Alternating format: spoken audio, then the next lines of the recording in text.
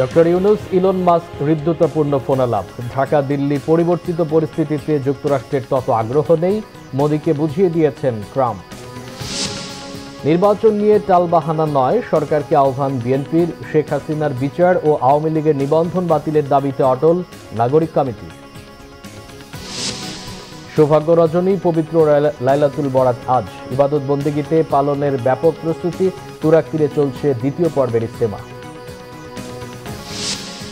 আজ পহেলা ফাল্গুন, ঋতুরাজ বসন্ত বরণ, প্রকৃতিতে নতুন ছন্দ, সাথে বিশ্ব ভালোবাসা দিবস। দেখছিলেন ক্রাউন সিমেন্ট সংবাদ শিরোনাম।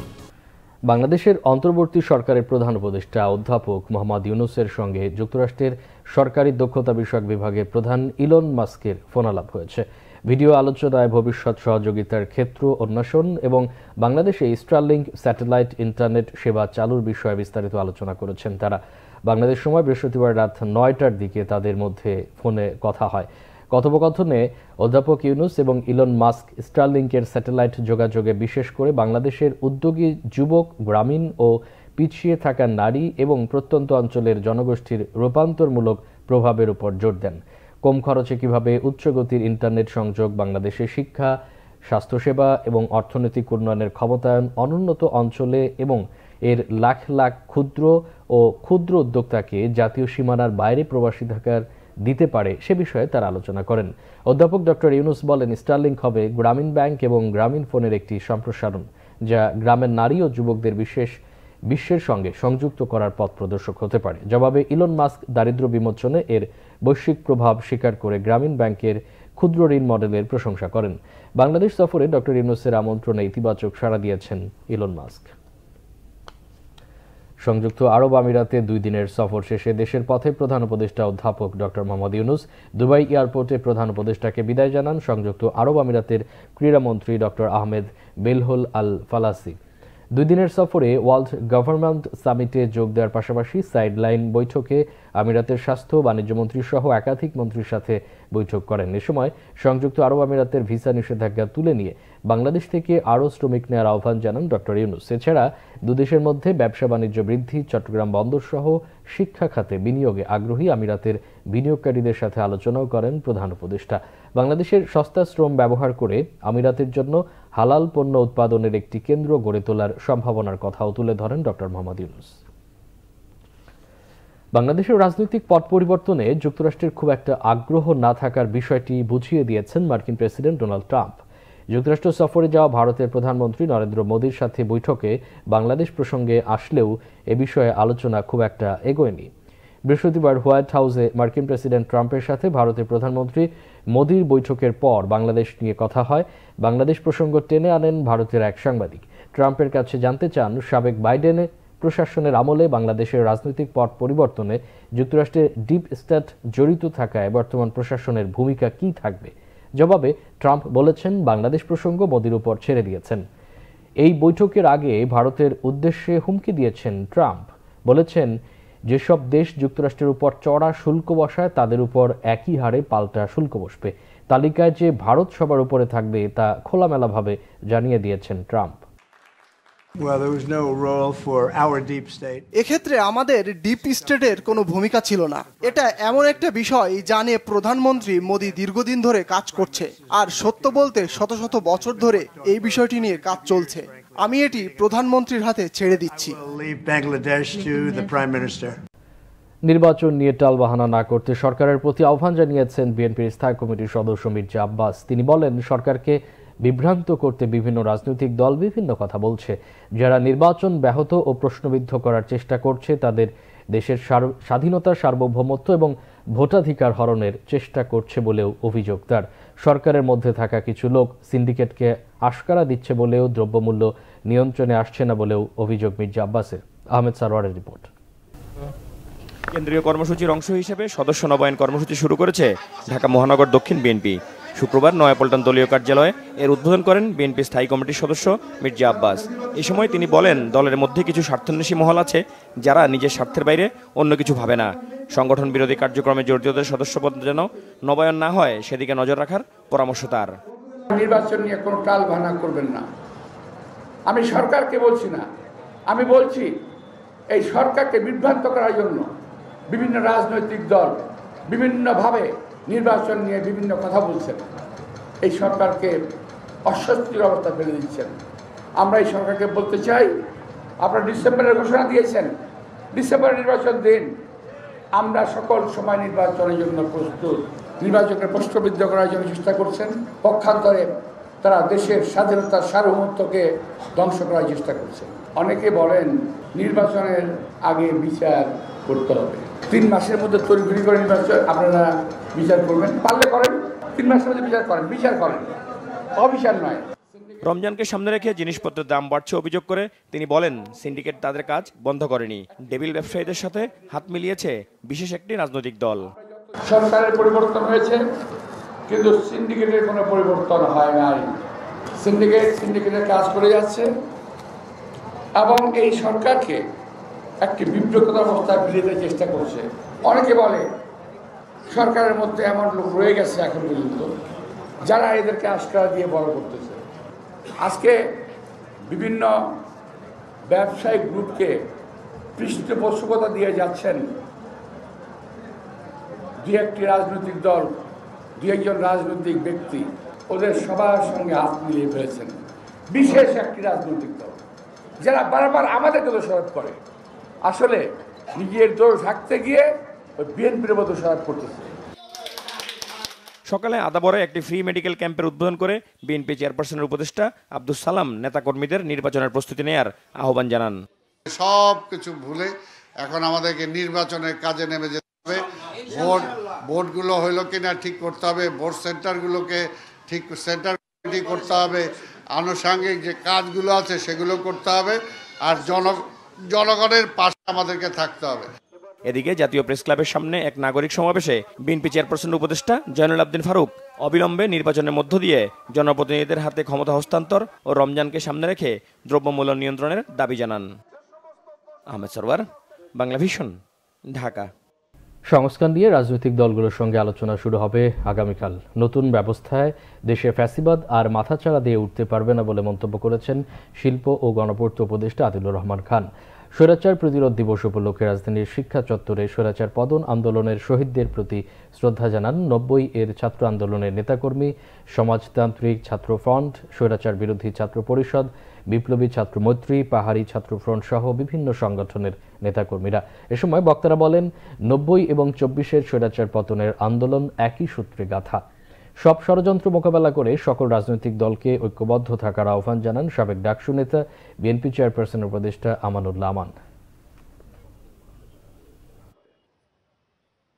আমরা চাই আন্দোলনকারী সমমনা সকল দল যারা বিগত দিনে ফ্যাসিস্ট বিরোধী আন্দোলন করেছে, শেখ হাসিনা বিরোধী আন্দোলন করেছে, সকলে ঐক্যবদ্ধ হবে।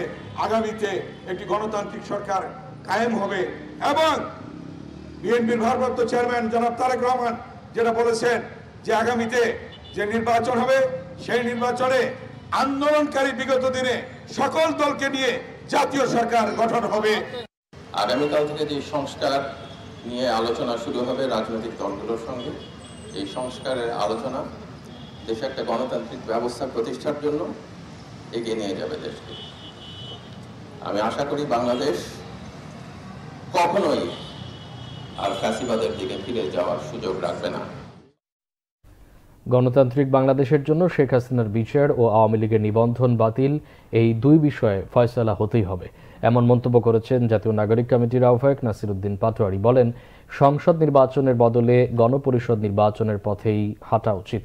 জাতীয় প্রেস ক্লাবে স্বৈরাচার প্রতিরোধ দিবসের আলোচনায় তিনি এসব মন্তব্য করেন।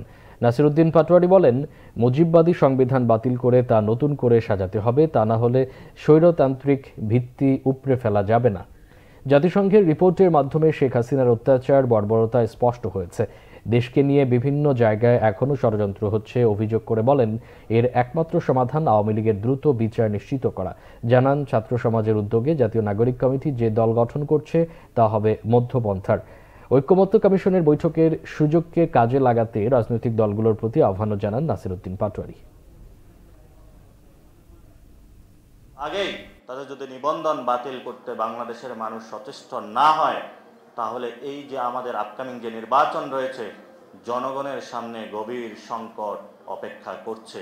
খুনি হাসিনার বিচার এবং আওয়ামী লীগের ব্যানার, এই দুইটি যদি আগামী নির্বাচনে আমরা সুরাহাভাবে সমাধান না করতে পারি, তাহলে আগামীর বাংলাদেশের যে মানুষগুলা শহীদ হয়ে আত্মত্যাগের মধ্য দিয়ে একটি গণতান্ত্রিক বাংলাদেশ চেয়েছিল, সেই গণতান্ত্রিক বাংলাদেশের ফেরার কোনো আমাদের পথ নেই। আহ্বান জানাবো আজকে থেকেই যে আপনারা আমাদের সামনে যে সুযোগ এসেছে বর্তমান সময়ে, সেই সুযোগটা জনগণের সামনে প্রতিশ্রুতিবদ্ধতার জায়গা থেকে কাজে লাগান এবং আওয়ামী লীগকে বিচারিক জায়গায় নিয়ে আসুন এবং নির্বাচন পার্লামেন্টারি ইলেকশনে না গিয়ে একটি গণপরিষদ নির্বাচনের দিকে আমরা কিভাবে যেতে পারি সেই বিষয়ে বাংলাদেশের বিভিন্ন রাজনৈতিক মহলগুলোকে সক্রিয় হওয়ার আহ্বান জানাচ্ছি। জুলাই আন্দোলনের শহীদ হাসানের জানাজা হবে আজ। জানাজা শেষে আওয়ামী লীগ নিষিদ্ধ এবং গণহত্যার বিচারের দাবিতে হবে কফিন মিছিল। বাদ-জুমা রাজু ভাস্কর্যের সামনে থেকে এই মিছিলের ডাক দিয়েছে বৈষম্য বিরোধী ছাত্র আন্দোলন। দর্শক, এই মুহূর্তে সেখানে আছেন সহকর্মী নাবিল জাহাঙ্গীর, সরাসরি যুক্ত হচ্ছে তার সঙ্গে। নাবিল, শহীদ হাসানের জানাজায় কারা কারা ছিলেন? কফিন মিছিল কর্মসূচির কি খবর আছে আপনার কাছে? মামুন, আপনি জানেন যে 5 আগস্ট যাত্রাবাড়ি এলাকায় শেখ হাসিনার পতনের পরেও কিন্তু সেখানে আইন শৃঙ্খলা বাহিনী তাণ্ডব চালিয়ে যাচ্ছিল এবং সেখানে বিকেলে মোহাম্মদ হাসান নামে একজন গুলিবিদ্ধ হয়ে নিহত হন। তিনি যাত্রাবাড়ি এলাকায় একটি ইলেকট্রিক দোকানের কর্মচারী ছিলেন, সেখানে তিনি গুলিবিদ্ধ হয়ে নিহত হন। তারপর তার মরদেহ কিন্তু ঢাকা মেডিকেল কলেজে দীর্ঘদিন ছিল। সবশেষ জানুয়ারির 12 তারিখে তার বাবা তার পাঞ্জাবি এবং পায়জামা দেখে সেটি শনাক্ত করতে সক্ষম হয় এবং তারপর ডিএনএ টেস্টের পর কিন্তু গতকালকে সেটি নির্ভুলভাবে প্রমাণিত হয় যে এটি আসলে মোহাম্মদ হাসানের মরদেহ। এবং এই মুহূর্তে আপনি নিশ্চয়ই দেখতে পাচ্ছেন হাসানের জানাজা অনুষ্ঠিত হচ্ছে রাজু ভাস্কর্যের সামনে। কিছুক্ষণ আগেই কিন্তু তার মরদেহটি এখানে নিয়ে আসা হয়েছে এবং এখানে কিন্তু তার মরদেহ তার পরিবারের কাছে হস্তান্তর করা হবে। এই মুহূর্তে আপনি দেখতে পাচ্ছেন যে এখানে আসলে জানাজা অনুষ্ঠিত হচ্ছে এবং বৈষম্য বিরোধী আন্দোলনের কেন্দ্রীয় নেতৃবৃন্দ কিন্তু জানাজা অংশগ্রহণ করেছেন এবং পাশাপাশি হাসানের পরিবারের সদস্য এবং ঢাকা বিশ্ববিদ্যালয়ের সাধারণ শিক্ষার্থী তারাও কিন্তু আসলে এই যে জানাজায় অংশগ্রহণ করেছেন। মামুন, আপনাকে আমি যেটি জানাতে চাই সেটি হচ্ছে মোহাম্মদ হাসান তিনি কিন্তু যাত্রাবাড়িতে বিকেলে 5ই আগস্ট তিনি সেখানে গুলিবিদ্ধ হয়েছিলেন এবং তারপর কিন্তু তার এবং আরও 5টি মরদেহ বৈষম্য বিরোধী ছাত্র আন্দোলনের বিশেষ সেল তারা কিন্তু ঢামেক হাসপাতালে মর্গে তারা সেখানে শনাক্ত করে এবং শনাক্ত করার পর কিন্তু দীর্ঘদিন যাবৎ চেষ্টা করা হয় তাদের পরিবারের কাছে এই মরদেহগুলো পৌঁছে দিতে। মামুন, আপনি দেখতে পাচ্ছেন এই মুহূর্তে কিন্তু কফিন মিছিল যেটি শুরু হওয়ার কথা ছিল সেটি শুরুর প্রস্তুতি চলছে এবং জানাজা কিন্তু শেষ হয়েছে। আওয়ামী লীগের নিষিদ্ধের দাবিতে এবং এই যে গণহত্যা তার বিচারের দাবিতে কিন্তু রাজু ভাস্কর্য থেকে মোহাম্মদ হাসানের যে মরদেহ সহজে কফিন, সেই কফিনটি নিয়ে একটি বিক্ষোভ মিছিল আয়োজন করেছে বৈষম্য বিরোধী ছাত্র আন্দোলনে যারা নেতৃবৃন্দ রয়েছেন তারা। এবং তারা যে দাবিটি করছেন যে এই গণহত্যার দায় স্বীকার করে আওয়ামী লীগকে নিষিদ্ধ করতে হবে। এবং আপনি নিশ্চয়ই জানেন যে বৈষম্য বিরোধী ছাত্র আন্দোলনের পক্ষ থেকে কিন্তু প্রথম থেকে বলা হচ্ছে যে আওয়ামী লীগকে নিষিদ্ধ করতে হবে এবং এই দাবিতে কিন্তু তারা বেশ কিছু কর্মসূচিও পালন করেছে। আমি আপনাকে জানিয়ে রাখতে চাই বৈষম্য বিরোধী ছাত্র আন্দোলনের যিনি আহ্বায়ক হাসানাত আবদুল্লাহ তিনি কিন্তু গতকালকে একটি অনলাইন ফর্ম আমরা দেখেছি তিনি শেয়ার করেছেন, সেখানে কিন্তু আওয়ামী লীগ নিষিদ্ধের দাবিতে পিটিশন সংগ্রহ করা হচ্ছে এবং এরকম বিভিন্ন ধরনের কর্মসূচি কিন্তু আসলে বৈষম্য বিরোধী ছাত্র আন্দোলনের পক্ষ থেকে পালন করা হচ্ছে যাতে আওয়ামী লীগকে নিষিদ্ধ করা যায়। আমরা যেটি জানতে পেরেছি মোহাম্মদ হাসানের মরদেহটি সেটি কিন্তু তার যে নিজ এলাকা অর্থাৎ ভোলায় সেটি নিয়ে যাওয়া হবে এবং সেখানে তাকে দাফন করা হবে। এই মুহূর্তে দর্শক, জুলাই আন্দোলনের শহীদের তালিকায় যুক্ত হলো আরও একটি নাম, শহীদ হাসান। শহীদ হাসানের জানাজার খবর জানাতে রাজু ভাস্কর্য থেকে আমাদের সাথে যুক্ত হয়েছিলেন আমাদের সহকর্মী নাবিল জাহাঙ্গীর। আজ পবিত্র শবে বরাত, লাইলাতুল বরাত হিসেবেও পরিচিত এই রাত। আল্লাহর ক্ষমা লাভের আশায় রাতভর নফল নামাজ আর ইবাদত বন্দিগিতে পার করেন ধর্মপ্রাণ মুসলমানরা। শবে বরাত নিয়ে কিছু ভ্রান্ত ধারণা প্রচলিত রয়েছে বলে জানালেন ইসলামিক স্কলাররা। তারা বলেন, শুধু শবে বরাত নয়, প্রতি চন্দ্র মাসের 13, 14 ও 15 তারিখ রাত ইবাদতের জন্য বিশেষ গুরুত্বপূর্ণ। হিজরি সালের শাবান মাসের 14 তারিখ দিবাগত রাতটিকে মুসলমানরা সৌভাগ্যের রজনী হিসাবে পালন করে থাকেন। পবিত্র কোরআনের ভাষায় একে বলা হয়েছে লাইলাতুল মুবারক বা বরকতময় রাত। সন্ধ্যার পর থেকে নফল নামাজ আর রাতভর ইবাদত বন্দিগিতে পার করার পাশাপাশি অনেকেই এদিন রোজা রাখেন। মসজিদে মসজিদে নামাজ আদায় ও দোয়ার আয়োজন করা হয়। মৃত স্বজনদের জন্য দোয়াও করে থাকেন। হাদিস অনুযায়ী এ রাতে আল্লাহ তাআলা তার বান্দাদের প্রতি মনোযোগ দেন, ক্ষমা প্রার্থনাকারীদের ক্ষমা করে দেন আর অনুগ্রহকারীদের অনুগ্রহ করেন, আর বিদ্বেষ পোষণকারীদের ছেড়ে দেন তাদের অবস্থাতেই।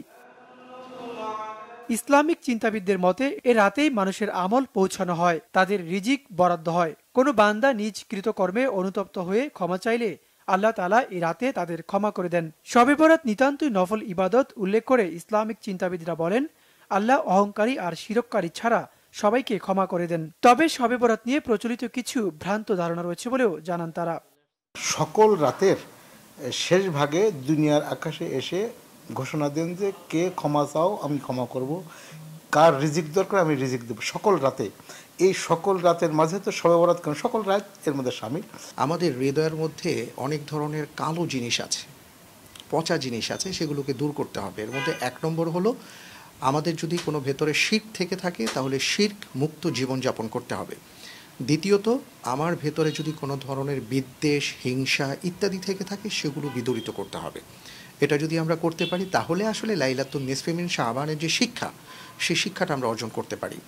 শবে বরাতের ফজিলত থাকলেও এটি নিতান্তই নফল ইবাদত, কোনোভাবেই একে ফরজের কাছে নেওয়া যাবে না, ইসলামিক চিন্তাবিদরা মনে করেন।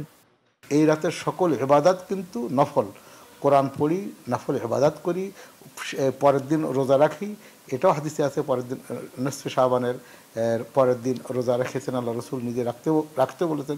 এই নফল জিনিস এটা উৎসাহিত করা যাবে, কিন্তু সারা রাত জেগে ইবাদত করব, ফজরের সালাত বাদ দেব, এটা আবার ফরজ বাদ দিয়ে কিন্তু কবিরা গুনাহ। আমরা দেখি যে দল বেঁধে কবরস্থানে যাওয়া, এত রাকাত নামাজ পড়া এবং সন্ধ্যাবেলায় গোসল করে মসজিদে চলে আসা, সারা রাত ইবাদত বন্দিগির নামে আমরা অনেক কিছু করি।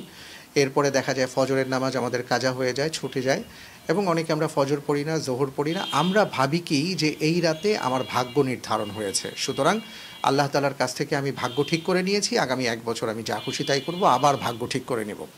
ওবায়দুল্লাহ মামুন, বাংলা ভিশন, ঢাকা। টঙ্গীতে চলছে বিশ্ব ইজতেমার দ্বিতীয় পর্ব। আজ ফজর নামাজের পর বয়ানের মধ্য দিয়ে শুরু হয়েছে দ্বিতীয় দিনের কার্যক্রম। জুমার নামাজ থাকা ইজতেমায় মুসল্লিদের ব্যাপক সমাগমে প্রস্তুতি নেওয়া হয়েছে। ফজরের পর উর্দুতে বয়ান করেন ভারতের মাওলানা আব্দুস সাত্তার, আর বাংলায় তর্জমা করে শোনান বাংলাদেশের মুফতি আজিম উদ্দিন। মুসল্লিরা নিজ নিজ খিত্তায় বয়ান শুনছেন আর তজবিহ তাহলিলে মশগুল রয়েছেন। এর মধ্যে ইজতেমায় শরীক হয়েছেন মাওলানা সাদ এর 2 ছেলে মাওলানা ইউসুফ বিন সাদ ও মাওলানা ইলিয়াস বিন সাদ। জুমার নামাজে ইমামতি করেন মাওলানা ইউসুফ বিন সাদ। আজ দুপুর 1:30টায় হয় জুমার নামাজ। সেদিকে গতরাত 12টার দিকে ইজতেমায় আগত এক মুসল্লির মৃত্যু হয়েছে। 1 নম্বর খিত্তায় অবস্থান নেওয়া ওই ব্যক্তি দিদার তরফদার, খুলনার লবণচড়া থানার বাঙ্গালগলি এলাকার বাসিন্দা। ফজরের নামাজের পর ইজতেমা ময়দানে নামাজে জানাজা শেষে তার মরদেহ নিজ বাড়িতে পাঠিয়ে দেওয়া হয়েছে। আজ পহেলা ফাল্গুন, সাজ সাজ রবে প্রকৃতিতে সূচনা হলো ঋতুরাজ বসন্তের। একই সঙ্গে বিশ্বের বিভিন্ন দেশে আজ পালিত হচ্ছে ভ্যালেন্টাইন্স ডে বা বিশ্ব ভালোবাসা দিবস। এসো মিলি প্রাণের উৎসবে, এই প্রতিপাদ্য নিয়ে সকালে ঢাকা বিশ্ববিদ্যালয়ের চারুকলায় মুক্তমঞ্চে বসন্ত উৎসব শুরু হয়েছে। জাতীয় বসন্ত উৎসব উদযাপন পরিষদের আয়োজনে সকাল 7:30টায় শুরু হয় অনুষ্ঠান। সারেঙ্গি বাদন ও শাস্ত্রীয় সঙ্গীতে শুরু হয় আনুষ্ঠানিকতা। রাগ, সুর, গান আর নৃত্যের তালে তালে বসন্তকে অভিবাদন জানানো হয়। উপস্থিত দর্শক শ্রোতারাও ফাল্গুনের আভায় উদ্ভাসিত হন।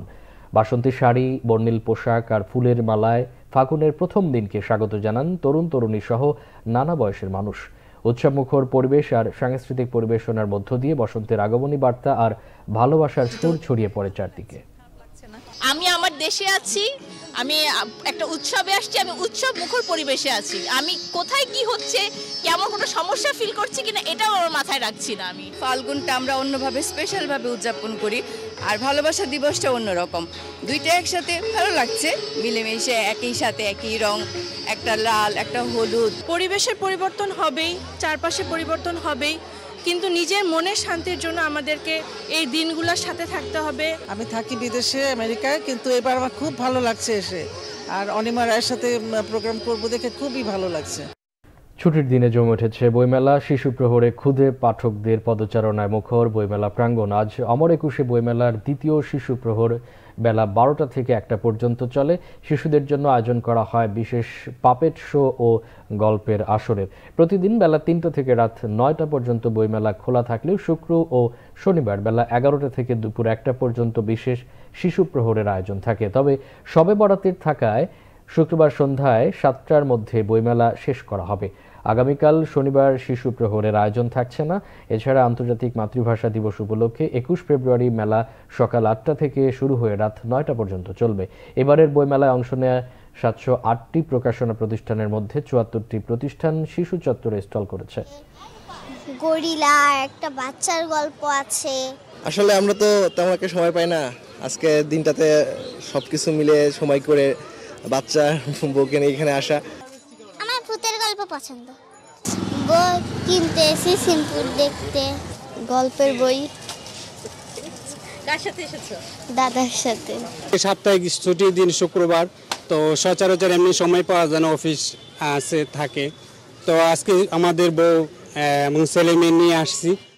শেয়ার বাজারে মন্দার দুঃসময়েও থেমে নেই বন্ধ কোম্পানির দাপট। মাত্র 1 মাসে খুলনা প্রিন্টিংয়ের শেয়ারের দাম বেড়েছে প্রায় 4 গুণ। দীর্ঘদিন বন্ধ থাকা চালচুলোহীন কোম্পানিটির শেয়ারের দামে এত বড় উত্থানে বিস্মিত খোদ পুঁজিবাজার নিয়ন্ত্রক সংস্থা বিএসইসির সাবেক চেয়ারম্যান ফারুক আহমেদ সিদ্দিকী। শেয়ারের দরে হঠাৎ এই উত্থানকে অস্বাভাবিক বললেও রহস্য উদ্ঘাটনে এখনও বিএসইসির কার্যকর ব্যবস্থার উদ্যোগ আটকে আছে তদন্ত কমিটিতেই। জিয়াউল হক সবুজের রিপোর্ট।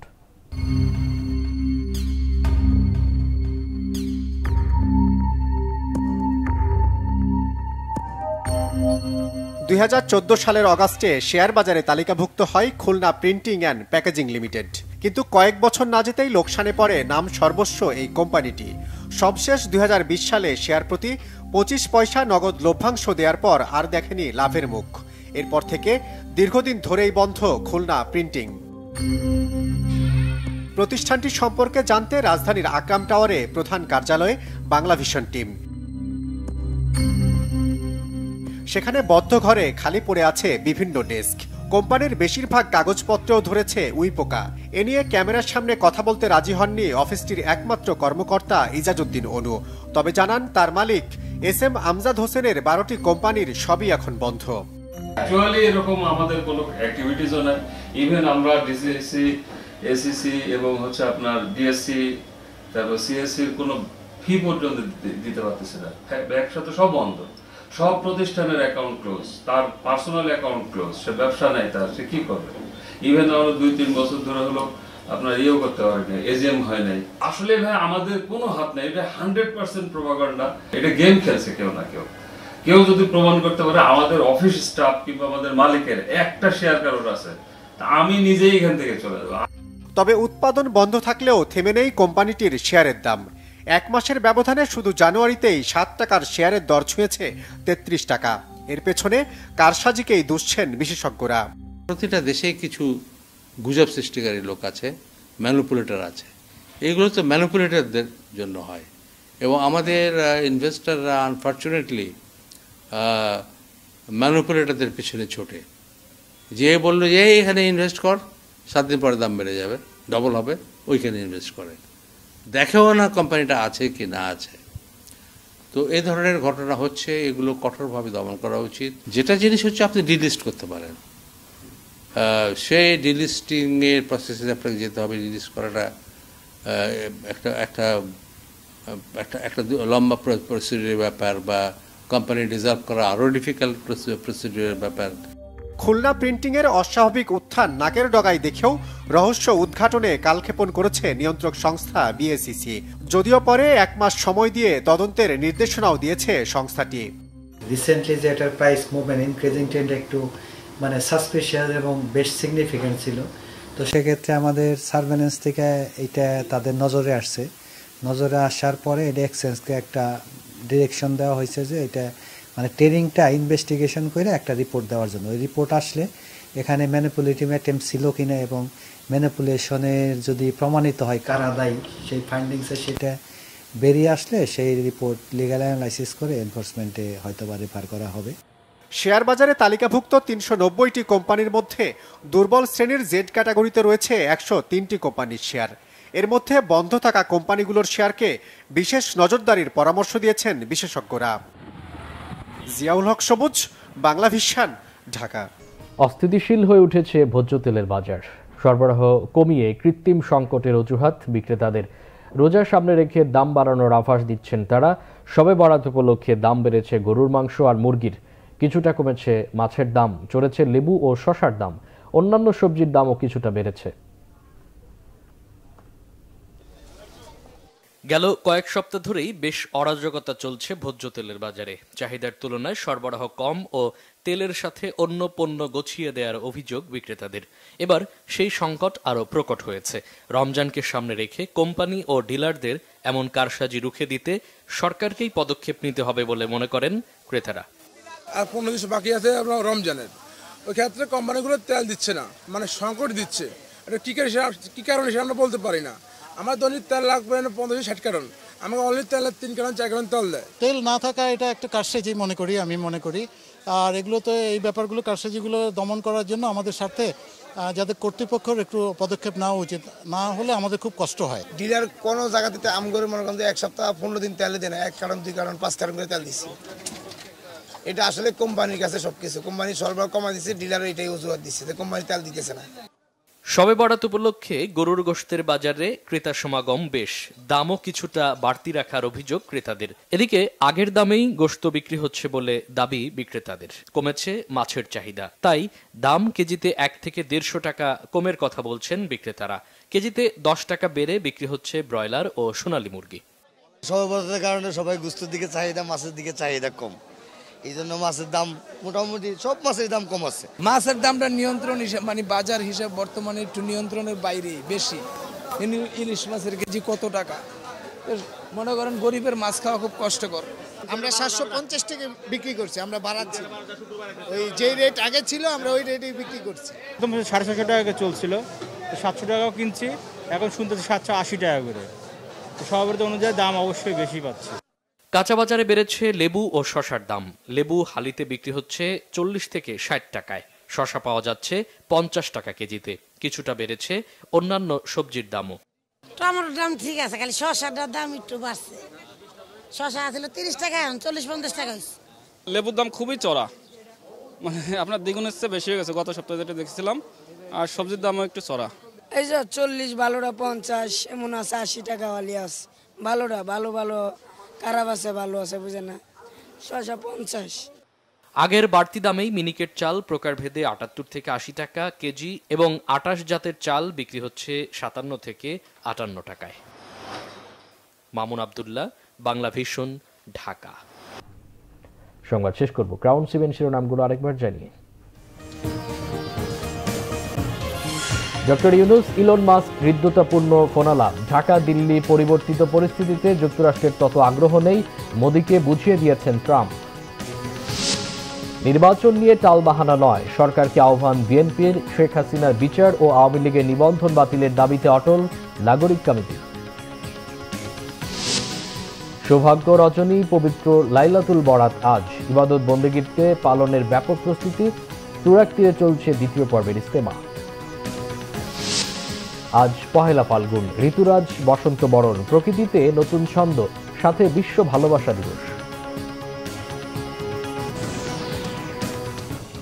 এ ছিল এখনকার মতো। পরের সংবাদ বিকেল 4টায়, এর আগে 3টা রয়েছে নিউজ টপ 10 দেখার আমন্ত্রণ রইল। এছাড়া বাংলা ভিশন সংবাদ ও সংবাদ সংশ্লিষ্ট অনুষ্ঠান দেখতে ভিজিট করুন www.bvnews24.com ও facebook.com/banglavisionnews এবং সাবস্ক্রাইব করুন youtube.com/banglavisionnews। এতক্ষণ সাথে থাকায় অসংখ্য ধন্যবাদ।